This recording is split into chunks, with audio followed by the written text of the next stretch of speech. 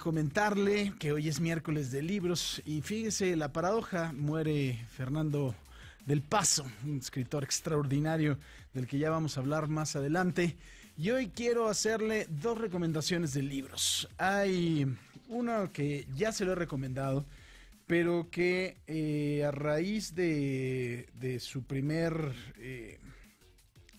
A raíz de una reimpresión que ha tenido este libro de Silvia Cherem, que es una maravilla de verdad, Esperanza Iris, la historia de una traición, no tiene usted idea qué librazo de Silvia Cherem, y yo de verdad se lo tengo que recomendar muchísimo. Es un librazo, ya le he contado un poquito la historia, es la historia de Esperanza Iris, la reina de la opereta en México, que finalmente lo que hace Esperanza Iris pues es desde muy chiquita estar emocionada, ilusionada con el teatro, principalmente con el teatro que tenía que ver con la música, con la opereta.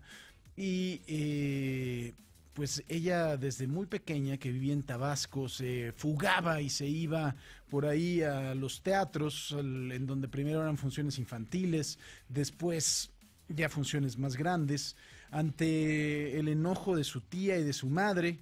Posteriormente empieza a tener varias traiciones, se casa, tiene hijos, mueren sus dos hijos, esto también la marca de forma definitiva, y después conoce a Paco Sierra, que es el hombre con el que ella empieza pues a tener un diálogo en el cual él no participa, un diálogo en el que empieza también a prever una traición, y no participa porque este hombre no estaba, era un defraudador profesional.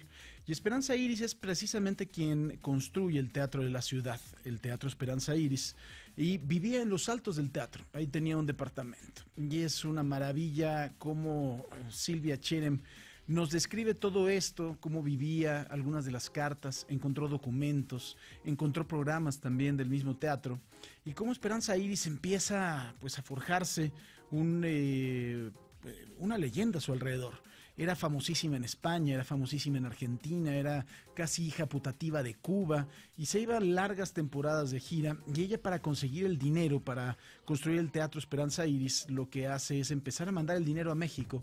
Imagine nada más las cosas, lo mandaba en baúles, porque en aquel entonces no había transferencias ni había cheques, había nada más el dinero. Entonces tenía que mandar el dinero que le pagaban de las funciones en baúles a México. Entonces está también ricamente esto documentado, ¿no?, en el libro de Silvia Cherem. Y después cómo Paco Sierra pues empieza a tener problemas económicos y planea un atentado. El primer atentado en México en 1952 de un vuelo que iba a Oaxaca.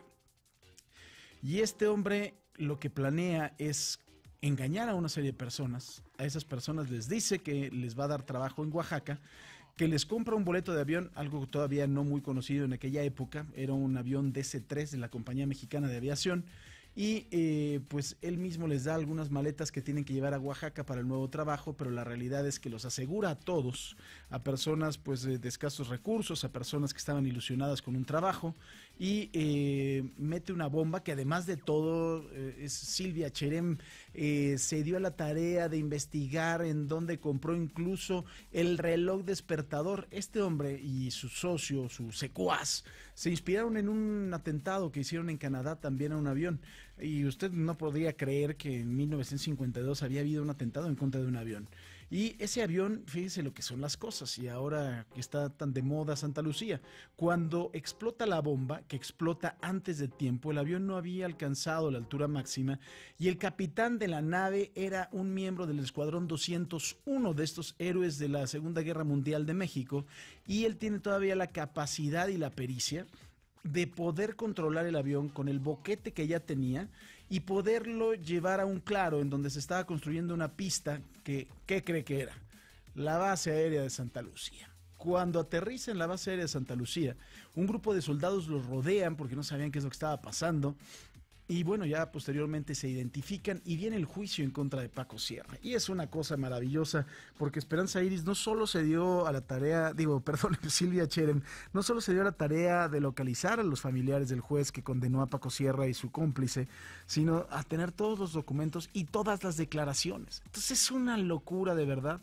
Y ahí empieza también el declive de Esperanza Iris, otrora la máxima estrella del firmamento en este país, y cómo poco a poco empieza a perder esa estrella de ser, deseada por presidentes de la República a ni siquiera ya recibirla. Entonces es un libro que no tiene desperdicio, yo se lo recomiendo. Hay una reedición, es editorial Océano, es de Silvia Cherem, y de verdad, o sea, con motivo de esta reedición usted lo tiene que leer. Y otro libro que es una maravilla, estoy más o menos como... pues yo creo que más o menos estoy como a la mitad.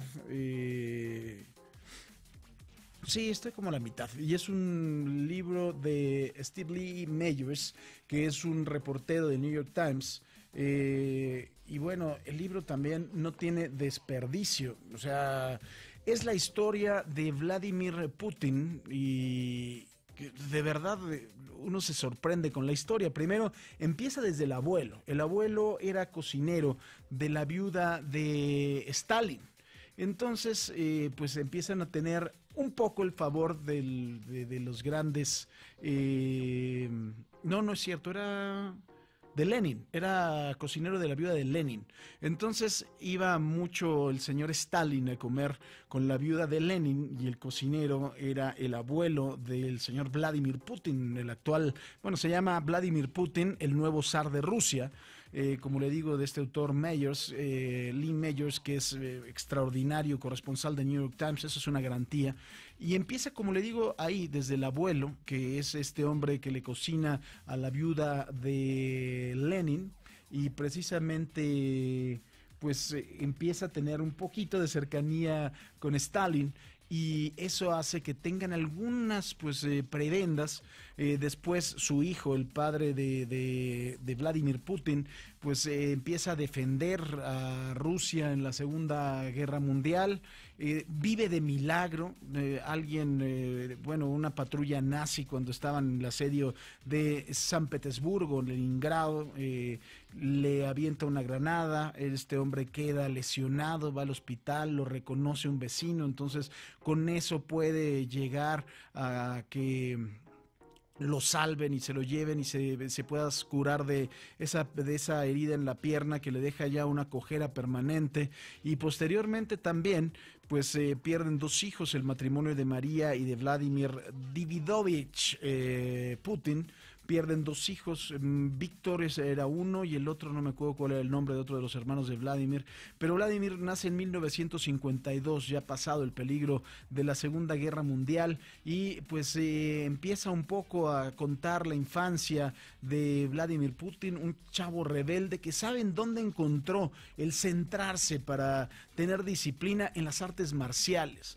Es un experto en varias artes marciales, y ahí empieza su carrera, porque él, muy chavo, a los 16 años, se va al edificio local de lo que se convertiría en la KGB, el temido servicio secreto de Rusia, y ahí pues le dice al oficial en turno que quiere entrar, le dice, aquí no se puede hacer servicio social, tienes que tener una carrera y entonces ya veremos. Y él decide que iba a estudiar, él le dice el oficial que lo mejor que puede estudiar para entrar en la KGB es estudiar Derecho. Cambia las aspiraciones de su familia, que iban a hacerlo piloto, iba a ser piloto civil, y entonces Vladimir Putin dice, no, yo voy a ser abogado porque quiero entrar a la KGB.